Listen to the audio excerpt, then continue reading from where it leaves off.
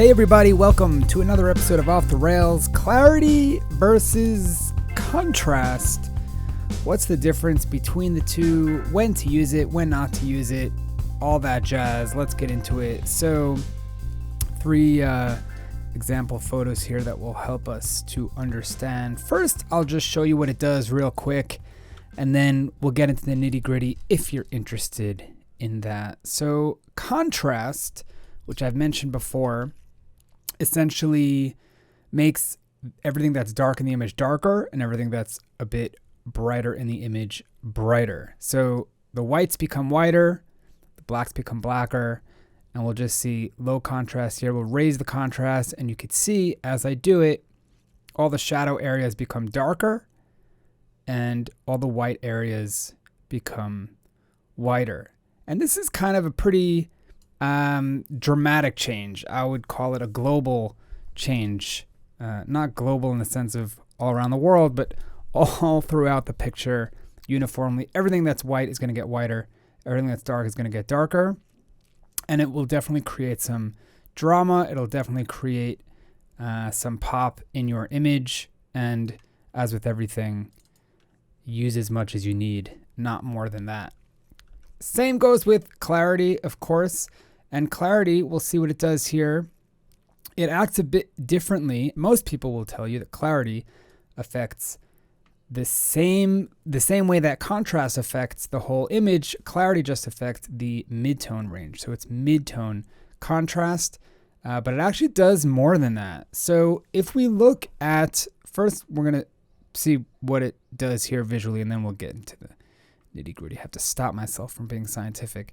So again, moving the slider back and forth, we can see it's also making the whites a bit whiter and the darks a bit darker, but it's actually on a much more detailed level. It actually picks up details of skin wrinkles, of lines, of this texture on the wall, these little black and white, pock marks here on the wall. It will just completely bring that detail out. So I see it as a much more refined tool it's looking not in a global sense of the whole image and just making the darks darker and the lights lighter, but it's looking at the detail. It's looking at the finer detail and bringing that contrast out. So that's kind of an overview, and that may be enough for you, but let's get into a little bit of, I don't want to call it the science, but just how these tools work, how these sliders work, because I think that will really help to figure out when and when not to use it. And also I'm going to show you why you shouldn't overuse it and where that will come up in images. So let's get into our histogram. If you don't know what the histogram is, refer to episode whatever, where it didn't off the rails on what a histogram is. Also, a bit of an overview. You can go on YouTube for some way more in-depth if you're a geek like me. But if we look at the histogram here and I play with the contrast slider, we'll see that as I go up, as expected, what's happening is that more of the data is being spread out into the white and dark areas because it's making the whites whiter and the darks darker, right? And as I go down, it's bringing it back towards the middle. So we can kind of see the wave spread out. Clarity, it's not as obvious, but it's affecting less so the extreme right and left, the darks and the blacks, and it's affecting more of the midtone contrast. Let's go to this grayscale image where we can very clearly see some gradients of gray from white to black, and we can see what these things do, especially in the histogram. So we see our spikes representing each line here, and if we raise our contrast, first of all, we can see visually that this right part is getting darker, right? The darks are getting darker, and this left part here is getting brighter. And the middle part is also actually getting brighter.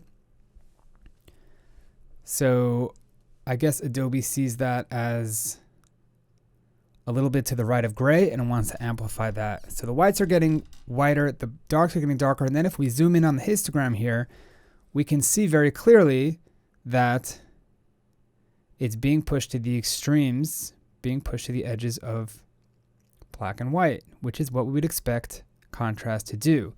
Now, keeping zoomed in here on the histogram, if we amp up our clarity slider, something interesting happens. It's not just that it's affecting contrast in the midtones, it's actually changing a whole lot of tones here in the midtones. So, and this was an eye-opener for me, and let's zoom in and see what's happening here exactly. Okay, what clarity is doing is it's actually identifying edges.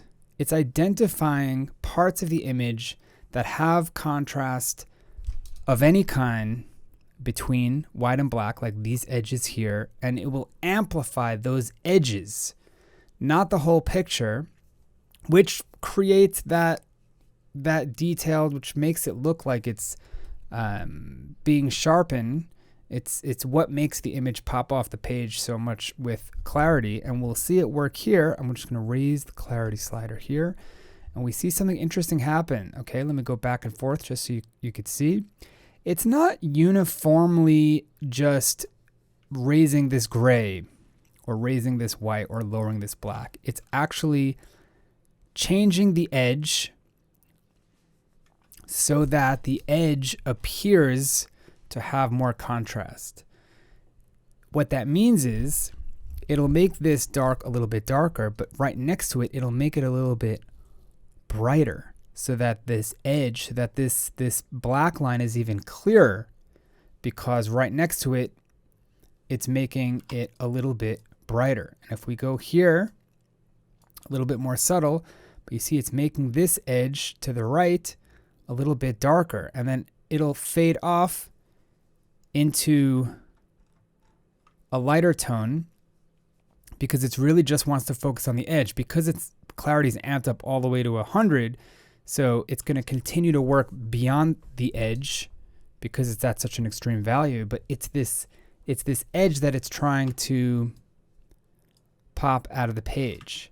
And what that creates is actually a gradient or a fall off from the edge back to its natural color of what it was. And that is why on the histogram we see actually a lot of gray midtone represented as this slider goes up. And if we do contrast and texture and clarity all at the same time, you can really see what's happening here. It's actually instituting this white band here, which is not really what you want, but it does give the effect that there is more detail here. It almost looks three-dimensional. Suddenly these slabs look like they have some depth to it. And that's exactly what this slider is meant to do. So let's go to two photo examples, or just this one we did. We'll just go to this photo example and see if we could bring it all together. I couldn't find a photo where it looked really bad, but we could start to see the image breakdown when we do too much. So again, contrast, which will also introduce some saturation, and something to keep in mind when you want to amp up the contrast like this, which you really shouldn't. But you would then want to like either lower the saturation or identify that it's really bringing in a lot of reds and oranges, and maybe try and isolate that a little bit by lowering it. But that's an aside. Clarity, we could see right away. I mean, it's cool, and it's definitely bringing up a lot of detail and a lot of edge detail that you wouldn't see. And when I say edge detail, that means, you know, on a very small scale, pores on the skin, right? You have little holes in your skin, and Adobe Robot is identifying this and amplifying that. And that's not really something you want. You don't want such detail. You're starting to see imperfections in the skin that probably not even there to the naked eye. So with things like skin, especially with subjects' faces, feminine faces. You don't really want to amplify these imperfections. Sometimes when you have like an older male subject with wrinkles, you want to highlight those wrinkles. Then that gritty look could, be desirable, but it's pretty extreme. So this clarity it's too much.